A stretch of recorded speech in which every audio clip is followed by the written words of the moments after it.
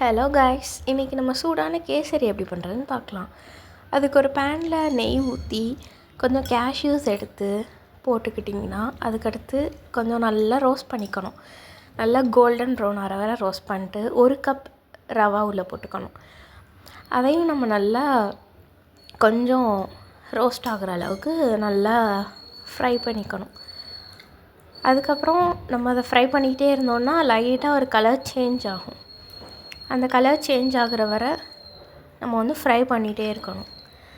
ஒரு ஸ்மெல் வரும், அந்த ஸ்மெல் வர வர போடணும். அதுக்கப்புறம் நம்ம ரவா எடுத்ததுலேயே 1.5 கப் ஜீனி எடுத்துக்கணும். ஜீனியை இந்த ரவாக்குள்ளேயே போட்டு கிண்டணும். இது நமக்கு கல்யாண வீட்டு ஸ்டைல் கேசரி கொடுக்கும். நல்லா அதை நல்லா ஃப்ரை பண்ணிகிட்டே இருந்தோன்னா ஒரு சுகர் போட்டு ஒரு 1 மினிட்டுக்கு கிண்டிகிட்டே இருக்கணும், ரவையும் சுகரையும். இப்போ அதுக்கப்புறம் நம்ம ஒரு கப்பில் அந்த நம்ம ரவா எடுத்த கப்லேயே 2.5 கப் தண்ணி எடுத்துக்கணும். அதே கப்பில் மெஷர் பண்ணி நம்ம ஊற்றிக்கணும். இந்த இதுக்குள்ளேயே ஊற்றிட்டோம்னா நல்லா இதுக்குள்ளேயே நம்ம லோ ஃப்ளேமில் வச்சுட்டு நம்ம இந்த ரவாக்குள்ளேயும் ஜீனிக்குள்ளேயும் இந்த தண்ணியை 2.5 கப் மெஷர் பண்ணி ஊற்றிடணும்.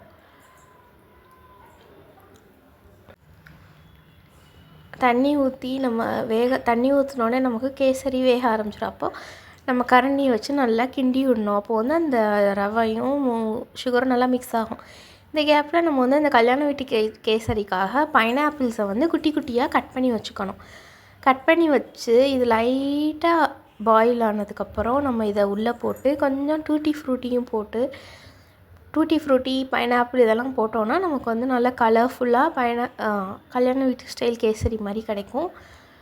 இப்போது நல்லா அதெல்லாம் போட்டுட்டு கிண்டிக்கிட்டே இருக்கணும். இதுக்கு இந்த கேசரியில் எல்லா கேசரிலையும் கலர் பொடி ஆட் பண்ணுவாங்க. பட் நம்ம இந்த கேசரியில் கலர் பொடி ஆட் பண்ணாமல் பண்ணியிருக்கோம். அது பெருசாக கலர் பொடி ஆட் பண்ணுறதுனால பெருசாக டேஸ்ட்டில் எந்த ஒரு சேஞ்சும் வரப்போகிறது கிடையாது. அதனால் நம்ம ஆட் பண்ணாமையே செஞ்சுக்கலாம். அதுக்கப்புறம் நம்ம நெய் தேவையான அளவுக்கு ஊற்றி நல்லா கிண்டி விட்டு நம்ம ஒரு சர்விங் பவுலில் வச்சு சர்வ் பண்ணோன்னா சூடான கல்யாண வீட்டு ஸ்டைல் கேசரி ரெடி ஆயிடும். எல்லோரும் ட்ரை பண்ணிட்டு கமெண்ட் பண்ணுங்கள். தேங்க்யூ.